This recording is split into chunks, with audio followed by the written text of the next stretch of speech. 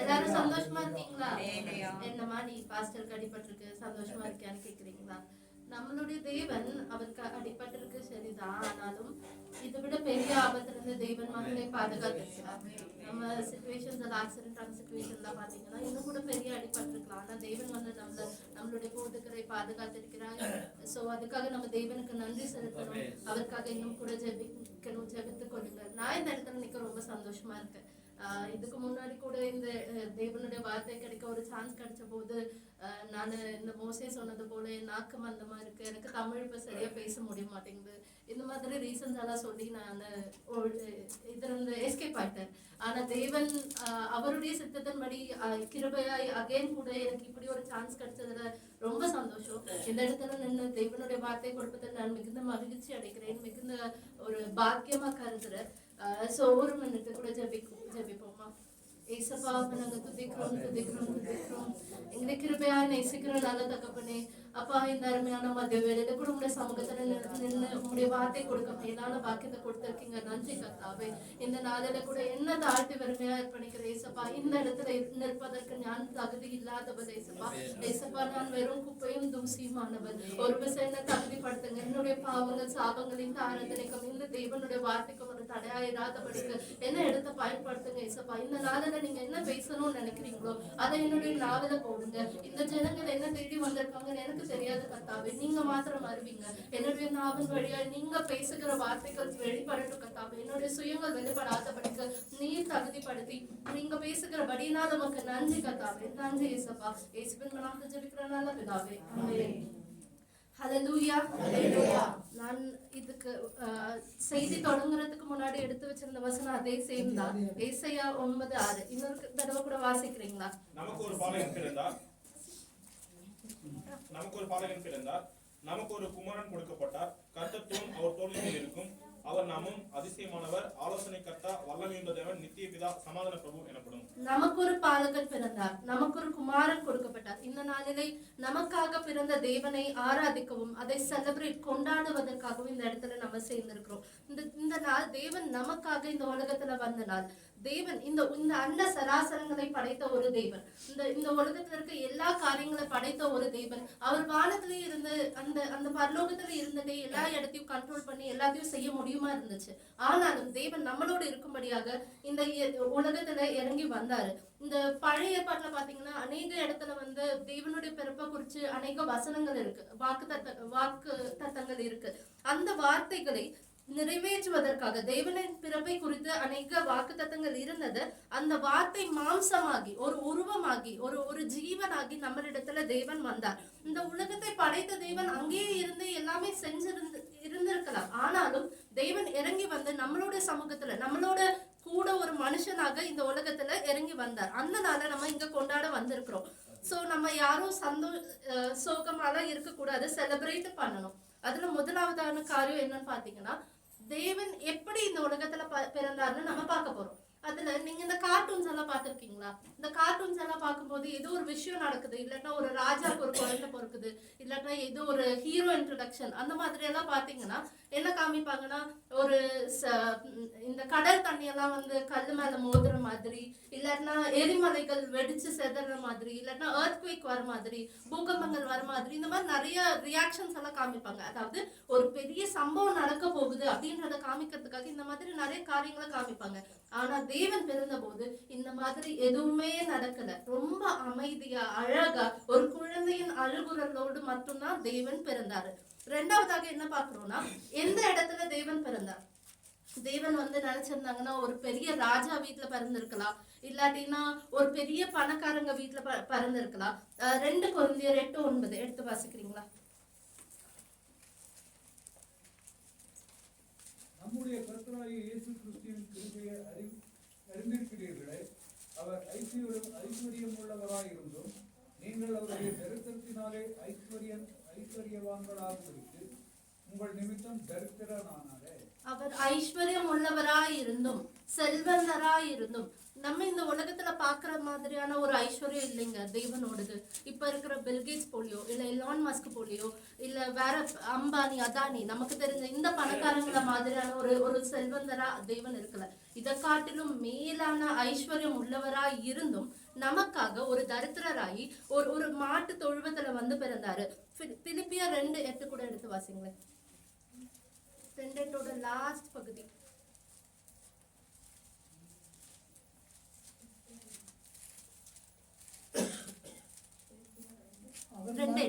அவர் மனுஷ ரூபமாய் காணப்பட்டு மரண பரியந்தம், அதாவது சிலுவையின் மரண பரியந்தமும் கீழ்ப்படிந்தவராகி தம்மை தாமே தாழ்த்தினார். அந்த ஐஸ்வர்யங்கள் எல்லாமே வேண்டான்னு வச்சுட்டு அவரை தானே தாழ்த்தி நம்மள போல ஒரு மனுஷராக பிறந்தாரு. நீங்க யோசிச்சு பாருங்க. இப்ப வந்து ஒரு ராஜாவோட மகன் இருக்காங்க, இல்ல ஒரு சிஎமோட மகன் இருக்காங்க, இல்ல ஒரு பிஎமோட மகன் இருக்காங்கன்னு வச்சுக்கோங்க. அவங்கள நம்மளால போயிட்டு நேரடியா ஈஸியா கான்டாக்ட் பண்ண முடியுமா? பேசி இல்லைன்னா தொடர்பு கொண்டு நம்மளோட விஷயங்கள் எல்லாம் கம்ப்ளீட்லி ஒரு நல்ல கான்டாக்ட் பண்ண முடியாது இல்லைங்களா?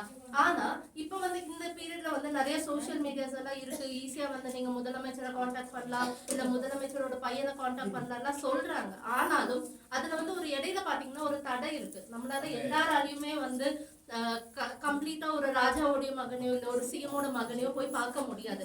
ஆனா அதே ஒரு சாதாரண ஒரு மனுஷங்க இருக்காங்கன்னு வச்சுக்கோங்க, அவங்கள வந்து ஈஸியா வந்து கான்டாக்ட் பண்ண முடியும். சோ தேவனுக்கும் மனுஷனுக்கும் நடுவுல இருந்த ஒரு தடையை உடைப்பதற்காக தான் தேவன் வந்து இந்த மாட்டு தொழுவத்துல பிறந்தாரு. ஒரு சாதாரண மனுஷனா பிறந்தாரு. அப்படி பிறந்ததுனாலதான் நம் எல்லாராலையும் சாதாரண மக்களால கூட தேவனை போய் பார்க்க முடியுது. இப்பவும் வந்து அந்த ஒரு தடையை உடைக்கிறதுக்காக தான் தேவன் வந்து ஒரு சாதாரண இடத்துல பிறந்தாரு. அடுத்ததாக தேவன் ஏன் ஒரு சாதாரண மனுஷனா பிறந்தாரு? அவர் நினைச்சிருந்தா ஒரு நான் முன்பு சொன்ன மாதிரி தான் ராஜா வீட்டுல பிறந்திருக்கலாம், எங்க வேணாலும் பிறந்திருக்கலாம். ஆனா ஏன் வந்து சாதாரண மனுஷனா பிறந்தாரு? எபிரேயர் 4:15 எடுத்து வாசிங்க.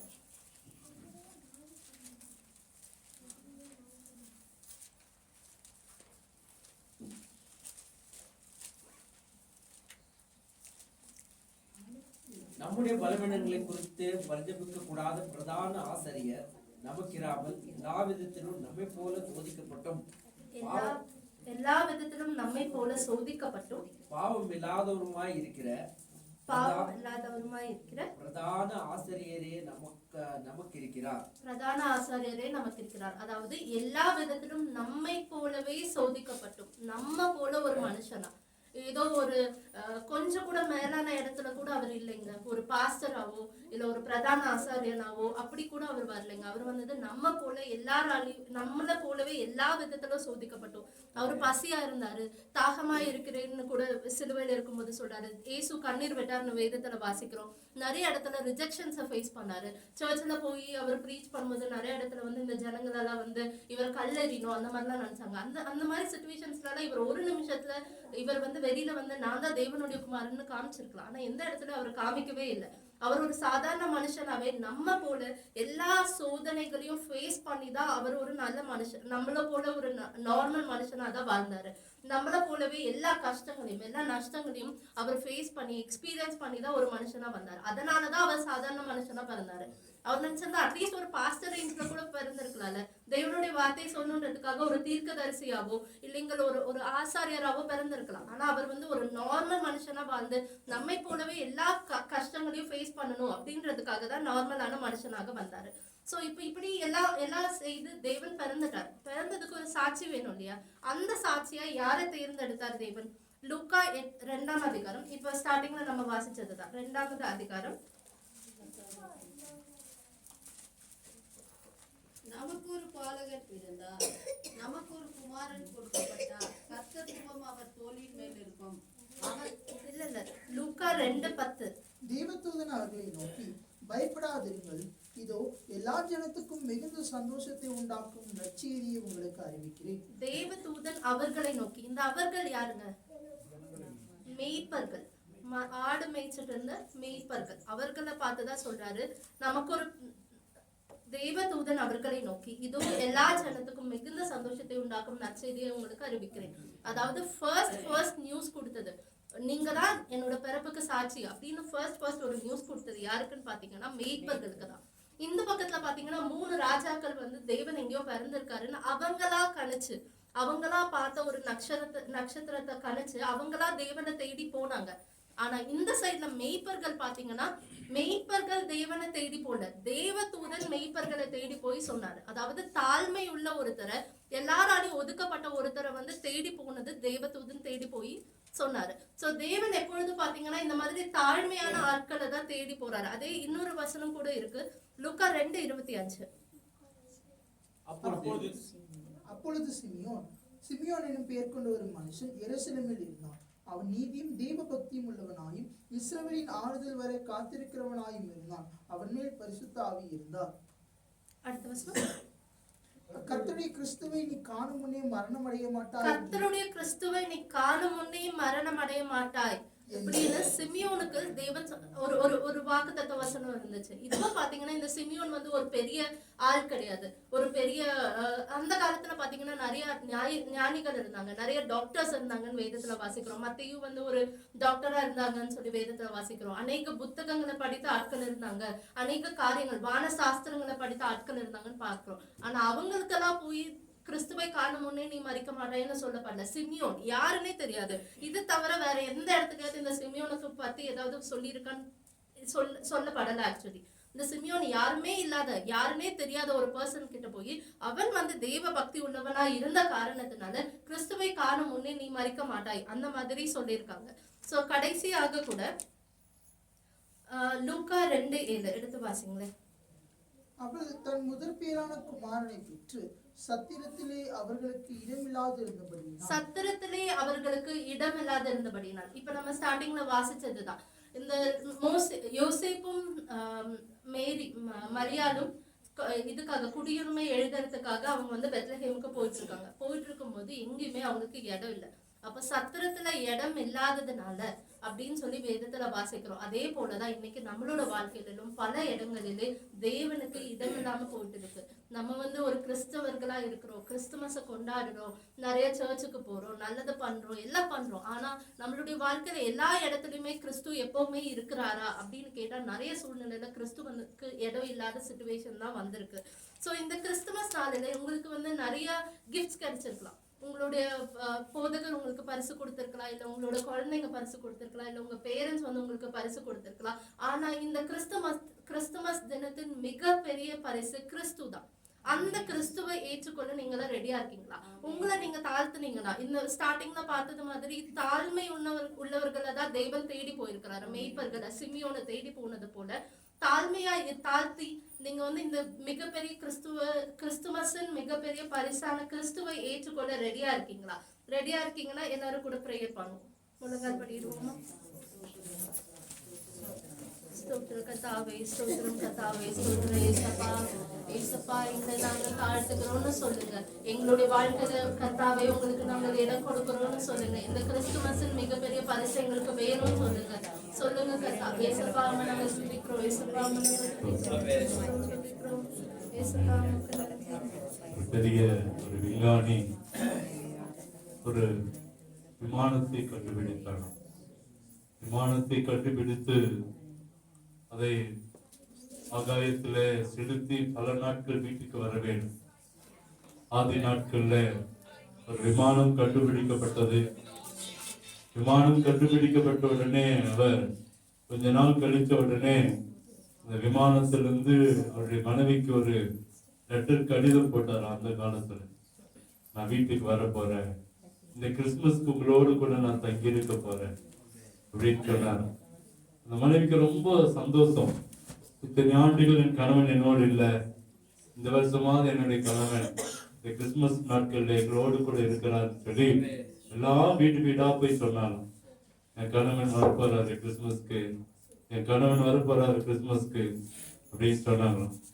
இப்ப எல்லாருக்கும் என்னன்னா அந்த அவருடைய கணவன் வரப்போகிறார் என்பது மாத்திரம்தான் மனதில் இருந்ததே ஒழிய அவர் ஒரு பெரிய விமானத்தை கண்டுபிடித்தான் என்பது மறந்து போயிடுச்சான்.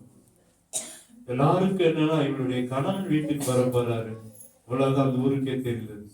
ஆனால் ஒரு பெரிய விஞ்ஞானி, ஒரு பெரிய விமானத்தை சிருஷ்டித்தவன் என்பது, உருவாக்கினவன் என்பது அந்த உலகத்துக்கு தெரியாமையே போயிடுச்சு. இன்னைக்கு கிறிஸ்துமஸ் அப்படிதான் இருக்குது. இன்னைக்கு கிறிஸ்துமஸை கொண்டாடுகிறோம். ஏன் அதை கொண்டாடுகிறோம் என்பது தெரியாமலே போயிடுச்சு. ஏதோ வருஷம் வருஷம் ஒரு பண்டிகை கொண்டாடி கொண்டு இருக்கிறோம். அது உண்மையான தத்துவம், அது உண்மையான அடித்தளம், அது உண்மையான நோக்கம் இன்னைக்கு மறந்து போயிருக்கிறது. நம்ம இன்னைக்கு அருமையான செய்தியில நம்ம பார்த்தோம். ஏன் இந்த உலகத்தில் பிறந்தார், எதற்காக பிறந்தார், எதற்காக அவர் தாழ்மைப்பட்டார்.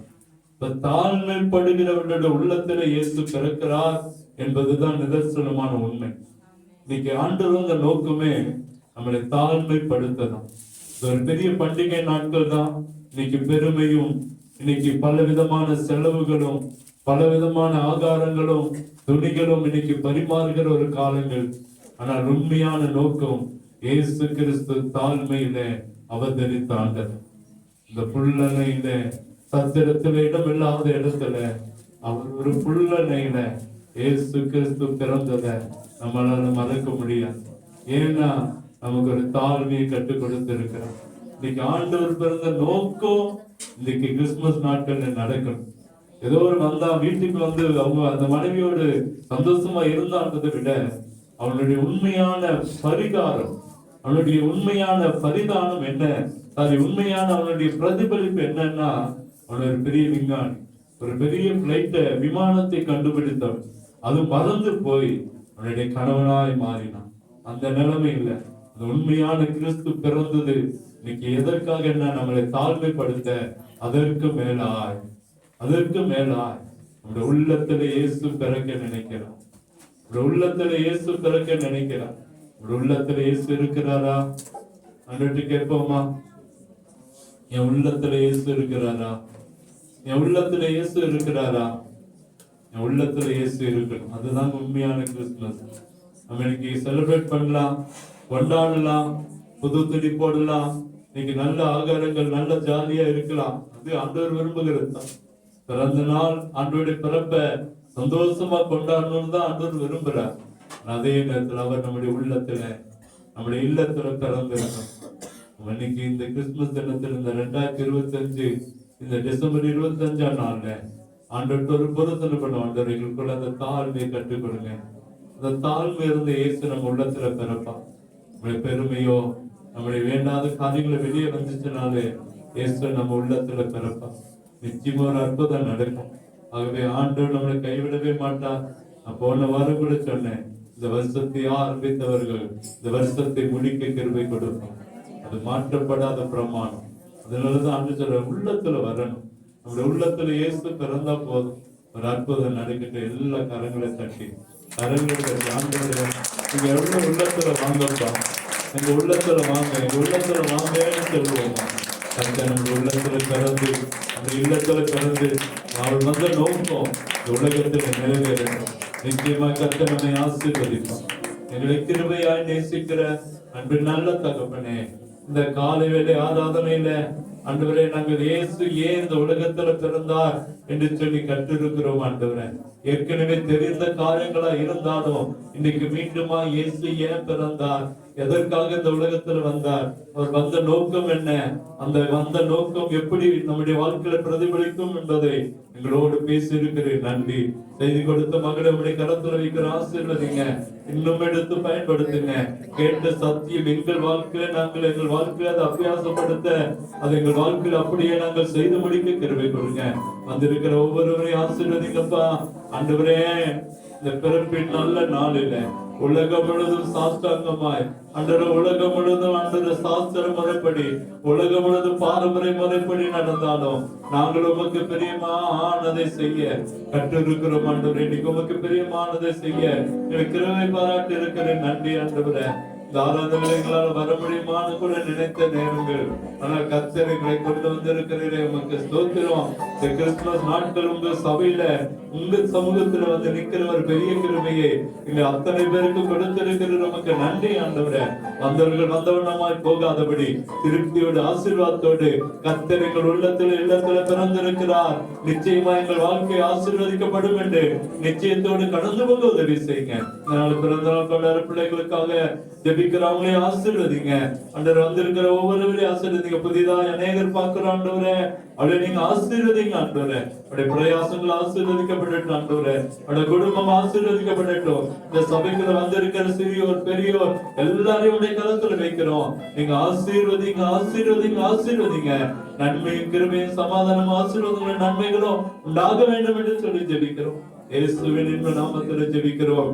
அன்பின் நல்ல தகப்பனே, ஆமென் ஆமென்.